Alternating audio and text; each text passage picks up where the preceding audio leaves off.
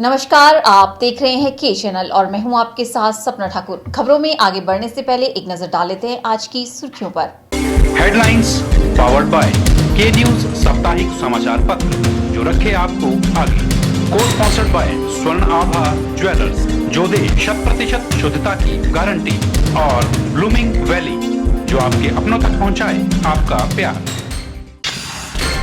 मंडी जिला में बीते एक वर्ष में जुड़े 7,578 नए मतदाता। राष्ट्रीय मतदाता दिवस पर नए मतदाताओं को मिले पहचान पत्र।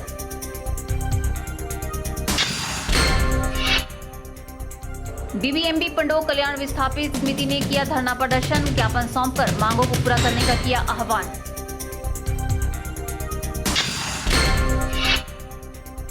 आपसी लड़ाई में मस्त है प्रदेश के नेता, नहीं दिया प्रदेश की ओर कोई ध्यान, कहा जनसंघ मंच हमीरपुर के प्रदेश सचिव बृजलाल धीमान ने। और पर्यटन नगरी मनाली में सीजन की तीसरी बर्फबारी हुई शुरू, पर्यटक उठा रहे बर्फबारी का लुत्फ, वहीं आम जीवन हुआ अस्त व्यस्त।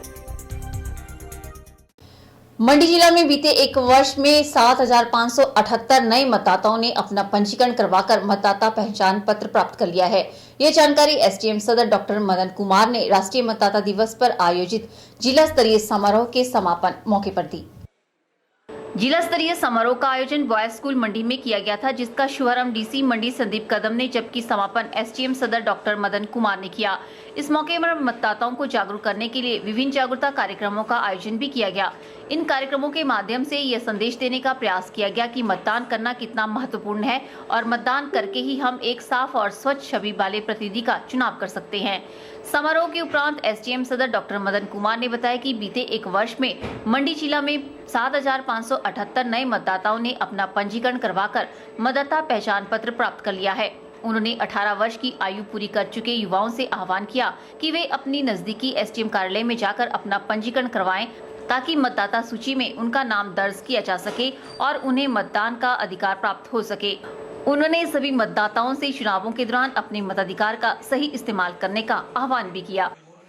और हमारे जिला में, मंडी जिला में लगभग 7,500 जो हैं हमारे नए वोटर इसमें ऐड हुए हैं। कुछ उसमें वोटर जो हैं डिलीट भी हुए हैं, तो लगभग नेट हमारे पास 7,500 जो वोटर हैं वो अभी ऐड हुए हैं। और मेरी इस नेशनल वोटर डे पे सभी लोगों से, सभी जो एलिजिबल हमारे वोटर्स हैं, उनसे ये निवेदन है, उनसे ये अपील है कि वो अपना वोटर कार्ड जरूर बनाएं और हमारे लोकतंत्र के जो है बिल्कुल भागीदार बने और अपने मताधिकार का अवश्य प्रयोग करें। और अपने आस पड़ोस में भी ये जागरूकता फैलाएं कि वोटर आईडी कार्ड अपना जरूर बनाएं और अपने जो मतदाता सूची में है अपना नाम जो है बिल्कुल दर्ज कराएं। अगर किसी के मतदाता जो एपिक कार्ड है उसमें कोई त्रुटि है तो उसको भी वो यहाँ पे दुरुस्त करवा सकते हैं। तो मेरी सभी से ये निवेदन है, ये अपील है कि इस वोटर डे पे संकल्प लें कि हम अपने समाज में वोटर जो हमारा मतदान है उसके प्रति जागरूकता फैलाएंगे और सभी अपने मताधिकार का प्रयोग अवश्य करेंगे। समारोह के अंत में नए मतदाताओं को मतदाता पहचान पत्र भी बांटे गए। ब्यूरो रिपोर्ट के चैनल।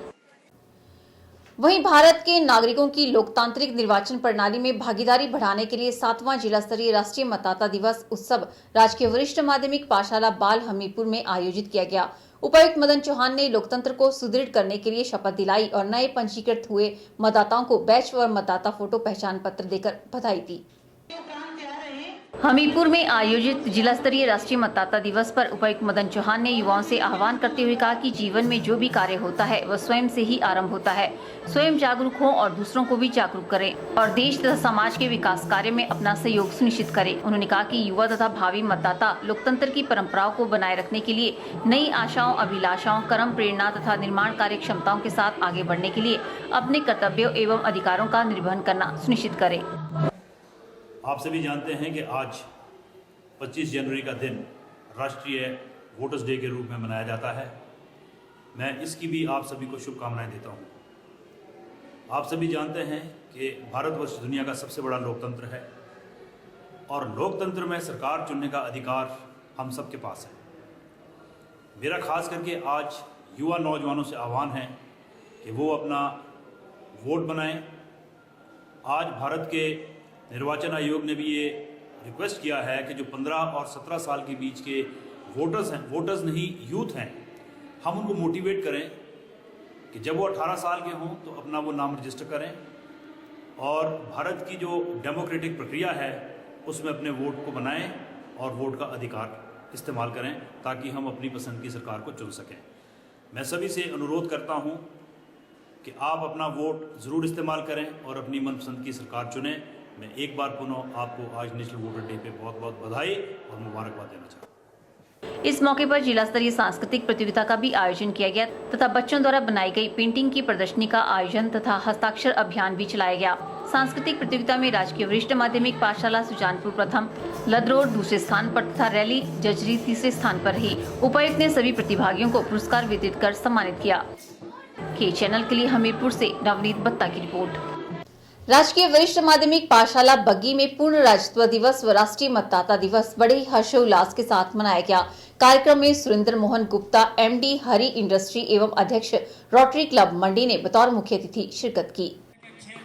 राजकीय वरिष्ठ माध्यमिक पाठशाला बग्गी में आयोजित पूर्ण राज्यत्व दिवस व राष्ट्रीय मतदाता दिवस पर रोटरी क्लब के अध्यक्ष सुरेंद्र मोहन गुप्ता बतौर मुख्य अतिथि शरीक हुए। उन्होंने ध्वजारोहण करके स्कूल के चारों सदनों को सलामी दी। वंदे मातरम से कार्यक्रम की शुरुआत की। स्थानीय विद्यालय के प्रधानाचार्य सोहनलाल गुप्ता ने मुख्य अतिथि का स्वागत किया और पूर्ण राज्यत्व दिवस व राष्ट्रीय मतदाता दिवस की संपूर्ण जानकारी दी। वहीं मुख्य अतिथि ने स्कूल प्रबंधन का धन्यवाद करते हुए कहा कि सभी को शांति व भाईचारे के साथ मिलजुल कर रहना चाहिए। उन्होंने कहा कि बच्चे मिड डे मील का दोपहरी भोजन लेते हैं। बच्चों को हाथ साफ करने के लिए हैंड वॉशिंग का होना जरूरी है। उन्होंने बच्चों के हैंड वॉशिंग के लिए लगभग 1.25 लाख रुपए की राशि हरी इंडस्ट्री व रोटरी क्लब मंडी के सहयोग से लगवाने की घोषणा की। और पूरा स्टेट बनने के बाद हिमाचल ने चारों तरफों तरक्की की, इसमें कोई शक की बात नहीं है, चाहे किसी की भी सरकार हो। और उसमें बिजली, सड़कें, हॉस्पिटल और हर तरह से स्कूल सब तरह से तरक्की की गई। और लिटरेसी भी इस टाइम जो है जैसे कि 93% जो है वो लिटरेसी है। आज के स्टेट के फंक्शन में प्राइमरी स्कूल के बच्चों ने वाकई इतना अच्छे प्रोग्राम दिए जिसने कि पूरा मन मोह लिया। और अपने सीनियर सेकेंडरी स्कूल के बच्चों ने भी बहुत बढ़िया प्रोग्राम दिए। और प्रधानाचार्य और यहाँ के अध्यापक वर्ग और सब उसके बड़े बधाई के पात्र हैं। मैं एक्चुअली रोटरी क्लब मंडी का प्रेसिडेंट हूँ, तो थोड़ा सा मैं आपको रोटरी के बारे में बताना चाहूँगा। रोटरी जो है एक इंटरनेशनल संस्था है जिसके कि 115 कंट्रीज में ये फैली हुई है और 34,000 इसके क्लब हैं। इस अवसर पर स्थानीय विद्यालय व प्राइमरी स्कूल के बच्चों ने सांस्कृतिक कार्यक्रम प्रस्तुत किए। बच्चों को मुख्य अतिथि द्वारा सम्मानित किया गया। बापू नौकरी का पढ़वा लिखवा मिलने, जे पढ़ के लिख के नहीं तो नौकरी किया मिलने। पर सरकार और भी तब तेरी स्कीम चलाई दी। क्या स्कीम चलाई दी? देख चाचू, वृद्ध पेंशन 80 साल के ऊपर खपरा जो स्पेशल पेंशन, घर बनाने की सहायता, शौचालय बनाने की सहायता, नरेगा के काम, जगह जगह पक्के रोड लाइट करने, डिपो बीपीएल वाले सस्ता सामान मिलना, ये सारा कुछ सरकार कराई। हाँ मेरे बच्चे मैंने सोचा था चल भैया क्या वोट पाई आई है, काम हो रहा हुकने काम जाने बात वाले तू ही पहले वोट पाई आई है। चाचू जी एक कलोश के चैनल के लिए बग्गी से राकेश कुमार की रिपोर्ट। पंडोह में बीबीएमबी कार्यालय के बाहर बीबीएमबी पंडोह कल्याण विस्थापित समिति द्वारा अपनी मांगों को लेकर धरना प्रदर्शन किया गया। इस दौरान उन्होंने बीबीएमबी एक्सियन को एक ज्ञापन पत्र भी सौंपा और मांगों को पूरा करने का आह्वान किया। बुधवार को बीबीएमबी पंडोह कल्याण विस्थापित समिति द्वारा पंडोह में बीबीएमबी कार्यालय के बाहर धरना प्रदर्शन किया गया। अधिक जानकारी देते हुए विस्थापित कल्याण समिति के सचिव बालक राम ने बताया कि बीबीएमबी एक्सियन को उन्होंने एक ज्ञापन पत्र भी सौंपा जिसमें मांग की गई है कि यूनियन कार्यालय के लिए बीबीएमबी क्वार्टर प्रबंध कराया जाए, दूसरा बीबीएमबी विस्थापितों के लिए स्थायी रोजगार दिया जाए और तीसरा बीबीएमबी के पास जो सरप्लस जमीन है वो जमीन विस्थापितों को दी जाए।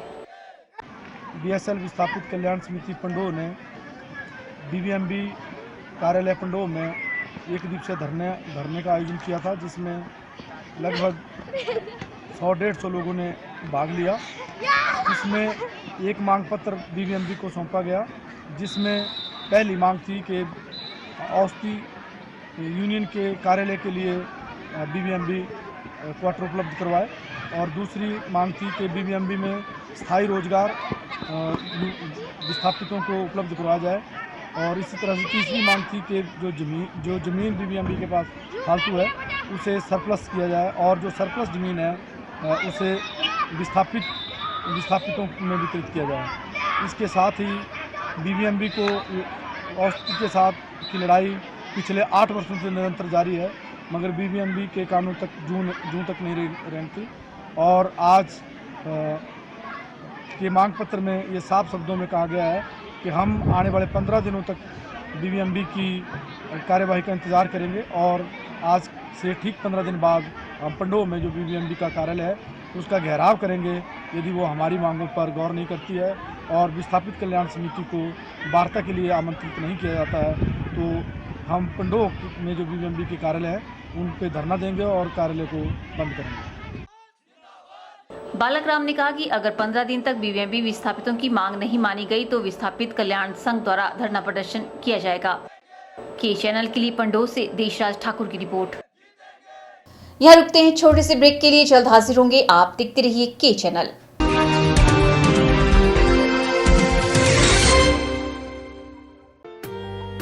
Sachdeva college Mandi Padal coaching centre में army GD clerk, army technical, army nursing assistant, army tradesman, army DSP की कोचिंग स्टार्ट हो गई है। इसके साथ ही shortcut coaching methodology for GK, Hindi, maths, English and general science, topic wise test और मॉक टेस्ट की तैयारी भी करवाई जाती है। तो सुनहरी भविष्य के लिए आज ही संपर्क करें सचदेवा कॉलेज मंडी, हिमाचल प्रदेश।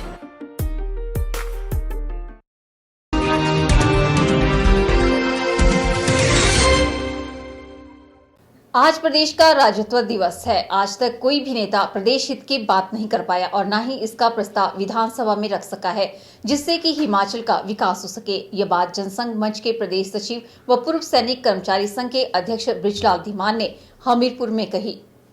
जनसंघ मंच के प्रदेश सचिव व पूर्व सैनिक कर्मचारी संघ के अध्यक्ष बृजलाल धीमान का कहना है कि हमारा हिमाचल प्रदेश पंजाब का हिस्सा था और उसके बाद 25 जनवरी 1971 को हिमाचल अलग हुआ था और आधा हिमाचल का हिस्सा अभी भी पंजाब के पास है और हरियाणा के पास है, जिसके लिए प्रदेश के मुख्यमंत्री व पूर्व मुख्यमंत्री प्रोफेसर प्रेम कुमार धूमल लड़ाई लड़ते तो हिमाचल की तस्वीर कुछ और ही होती, पर इन दोनों नेताओं ने ऐसा कुछ भी नहीं किया और अपनी लड़ाई लड़ने में ही व्यस्त रहे। मगर बड़ी अफसोस की बात है कि हरियाणा और पंजाब ने जो हमारे हक थे, हमारा भी एक पंजाब में हिस्सा था, वो हमें नहीं दिया गया। मगर हमारे जो आज सरकारें हैं, पिछली सरकार भी है और वो कांग्रेस सरकार थी और ये बीजेपी सरकार थी, मुद्दे कभी नहीं उठाए। हरियाणा ने आधा चंडीगढ़ ले लिया। हरियाणा और पंजाब ने आज लड़ाई चल रही है कि पानी हमें जो दरियाओं का पानी है वो हमें मिलना चाहिए और पंजाब को मिलना चाहिए, हम हरियाणा को नहीं देंगे। मगर असल में ये जो सब कुछ भी है सब गोविंद सागर, अजीत सागर ये हिमाचल की धरती में है। और आज भी हम जो दिल्ली से आते हैं, कहीं से भी आते हैं, हम ऊना से 22 किलोमीटर का किराया एक्स्ट्रा देते हैं। किसके लिए? पंजाब और हरियाणा ये लड़ रहे हैं और हमारी सरकारें, वो वीरभद्र हो, वो हमारे प्रोफेसर मोहम्मद साहब हों, उन्होंने ये आवाज़ कभी नहीं उठाई कि ये हमारा 80% हक है इस पानी पे। धीमान ने भाजपा और कांग्रेस दोनों राजनीतिक पार्टियों पर आरोप लगाते हुए कहा कि प्रदेश के बड़े नेता सिर्फ अपनी राजनीति को चमकाने और वोट लेने तक की राजनीति करते रहे। आज तक कोई भी नेता प्रदेश हित की बात नहीं कर पाया और न ही इसका प्रस्ताव विधानसभा में रख सका जिससे कि हिमाचल का विकास हो सके। मगर आज तक उन्होंने ये आवाज़ उठाई, आपस में एक दूसरे पे कीचड़ छोड़ने में लगे रहते हैं कि ये करप्ट है, ये फलाना है, ये इन्होंने डेवलपमेंट नहीं की। मगर इस मुद्दे को भी उठाया। हमारी संस्था जो हिमालय जागृत मंच रजिस्टर्ड एक NGO दिल्ली में, मैं उस जल सकती हूँ, उसने ये आवाज़ 2011 में जंतर मंतर में धरना देकर उठाई थी। मगर बड़े अफसोस का विषय है कि हमारी जो नेता हैं उन्होंने ये आवाज़ कभी नहीं उठाई। आज अगर हमें ये हक मिले, हमें चंडीगढ़ का भी हक चाहिए, हमें अपने पानी की जो हमारा है। के चैनल के लिए हमीरपुर से नवनीत बत्ता की रिपोर्ट। चंबा की ऐतिहासिक रावी नदी आज अपनी बदहाली पर आंसू बहा रही है। नदी का अस्तित्व खतरे में पड़ता नजर आ रहा है। कारण है शहर भर की गंदगी को रावी नदी में फेंका जाना। यहाँ तक कि लोग अपने घर निर्माण से निकलने वाला मलबा भी नदी के किनारे पर फेंक रहे हैं। लोगों ने प्रशासन से रावी नदी के संरक्षण के लिए उचित कदम उठाने की मांग की है।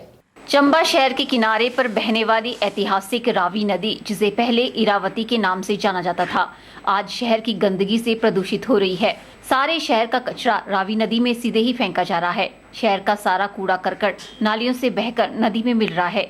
यहाँ तक कि लोग अपने घर निर्माण से निकलने वाला मलबा भी नदी के किनारे पर फेंक रहे हैं, जिससे सारा वातावरण प्रदूषित हो रहा है।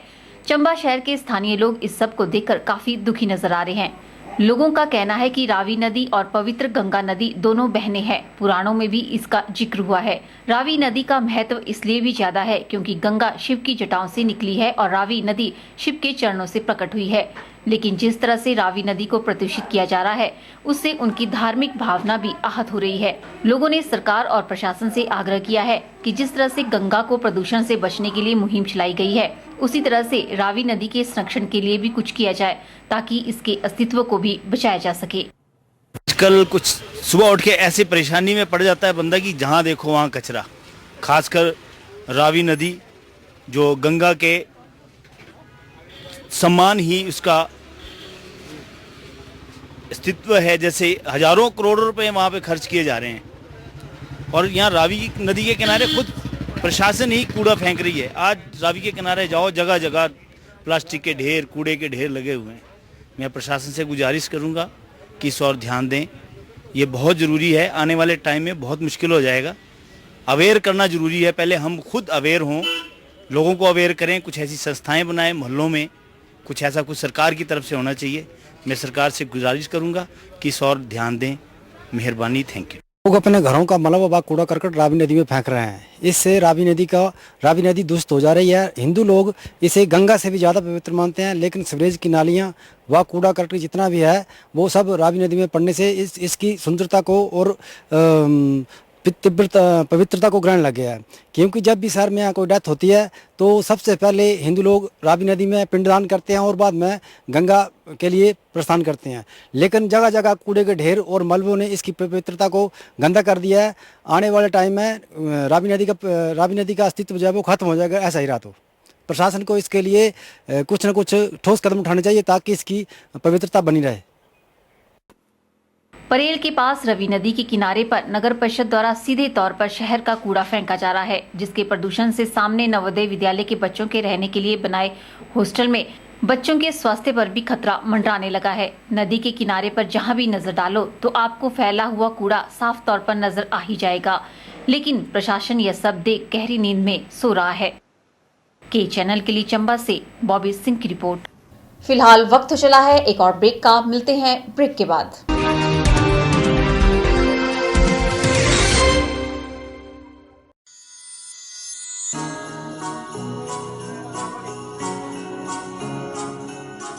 वृंदा ज्वेलर्स, सोने व चांदी में एक विश्वसनीय स्थान। यहाँ आपको मिलेंगे 23 कैरेट व हॉलमार्क के शुद्ध गहने। वृंदा ज्वेलर्स में आप सोने व चांदी के उच्च गुणवत्ता के आभूषण एक से बढ़कर एक डिजाइन में खरीद सकते हैं, वो भी उचित रेंज में। हमारे यहाँ ग्राहकों का विशेष ख्याल रखा जाता है। वृंदा ज्वेलर्स शोरूम में आपको मिलेंगे फैंसी सेट, कानों के झुमके, बालियां, अंगूठियां, नग, चूड़ियां इत्यादि, वो भी अलग ही अंदाज में। हमारे यहाँ लैब से टेस्टेड ग्रहों से जुड़ी राशि के नग भी उपलब्ध है। वृंदा ज्वेलर्स में आपको विवाह, शादी व त्योहारों पर भी विशेष छूट दी जाती है।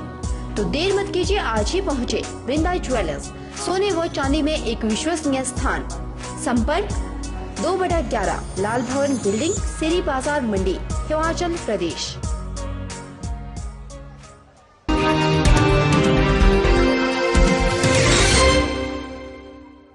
हिमाचल प्रदेश में पहले चरण के तहत नौनिहालों को 2 बूंद जिंदगी की यानी पोलियो ड्रॉप्स 29 जनवरी को पिलाई जाएगी, जिसके लिए 1103 बूथ लगाए जाएंगे। ये जानकारी डॉक्टर जोगिंदर ठाकुर ने दी। उन्होंने प्रदेश भर के अभिभावकों से पल्स पोलियो अभियान के तहत अपने बच्चों को 2 बूंद जिंदगी की पिलाकर अभियान को सफल बनाने में अपना सहयोग देने का आह्वान किया है। मंडी में 29 जनवरी रविवार को स्वास्थ्य विभाग के कर्मचारियों द्वारा पोलियो बूथ में जाकर 0 से 5 वर्ष तक की आयु वर्ग वाले बच्चों को पल्स पोलियो ड्रॉप्स पिलाई जाएगी।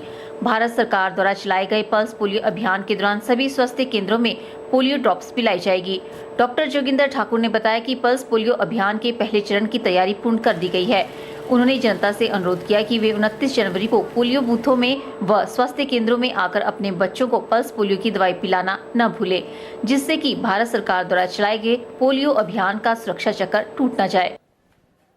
जो डिस्ट्रिक्ट लेवल टास्क फोर्स की जो मीटिंग है डिस्ट्रिक्ट लेवल में हमने वर्दी डिप्टी कमिश्नर्स की अध्यक्षता में की है और इसमें जो डिफरेंट डिपार्टमेंट्स हैं हमने उनको मीटिंग में बुलाया था और जो हमारे एक्शन प्लान है उसके बारे में हमने डिस्कस किया और जिसमें एजुकेशन है, ट्रांसपोर्ट के जो डिपार्टमेंट्स हैं वहाँ के जो लोग हैं और PRIs हैं या मीडिया पर्सन्स हैं, इन सब को हमने इन्वॉल्व किया है और ताकि हमारी जो एक्टिविटीज़ हैं ज़्यादा से ज़्यादा जो बच्चे हैं इस दिन जो है इम्यूनाइज हों और ये 3 दिन तक हमारा अभियान चलता है। इसमें फर्स्ट डे बूथ लेवल्स में एक्टिविटीज़ होती हैं जो कि 1103 बूथ हमारे डिस्ट्रिक्ट लेवल्स में इस वक्त हैं और ये बूथ में एक्टिविटीज़ रहेगी। इसके बाद जो बच्चे छूट जाएंगे उनको हम हाउस टू हाउस जो है इम्यूनाइज करेंगे सो दैट जो हमारी जो स्ट्रेटजी है global polio and state strategy है इसके ऊपर जो वर्क किया जा रहा है इसके तहत जो डे फिक्स किया है इसमें हम ज़्यादा से ज़्यादा बच्चों को जो है इम्यूनाइज कर सकें। उन्होंने बताया कि राष्ट्रीय पोलियो उन्मूलन कार्यक्रम के तहत सभी बच्चों को पोलियो ड्रॉप्स पिलाने का लक्ष्य निर्धारित किया गया है ताकि किसी भी घर, गांव, शहर का कोई भी बच्चा इस बीमारी का शिकार न हो पाए। उन्होंने बताया कि 29 जनवरी को अगर कोई बच्चे पोलियो ड्रॉप्स पिलाने से चूक जाएं, तो अगले दिन घर घर जाकर नौनिहालों को 2 बूंद जिंदगी की पिलाने का काम किया जाएगा। कैमरा पर्सन युगल के साथ ब्यूरो रिपोर्ट के चैनल मंडी।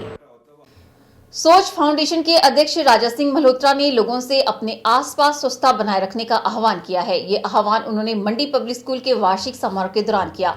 उन्होंने स्कूल के मेधावी बच्चों को पुरस्कार देकर सम्मानित भी किया।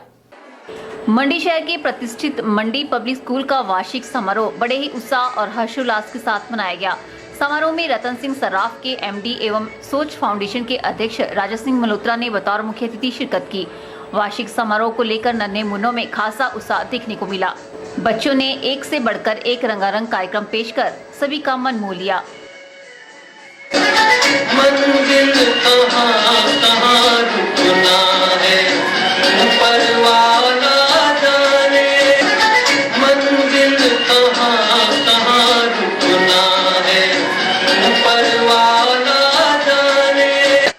बच्चों की प्रस्तुतियां देखकर सभी आनंदित हो उठे।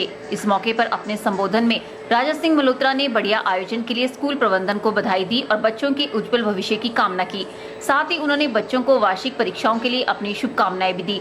राजा सिंह मल्होत्रा ने सभी से बच्चों में बचपन से ही स्वच्छता की आदत डालने का आह्वान भी किया।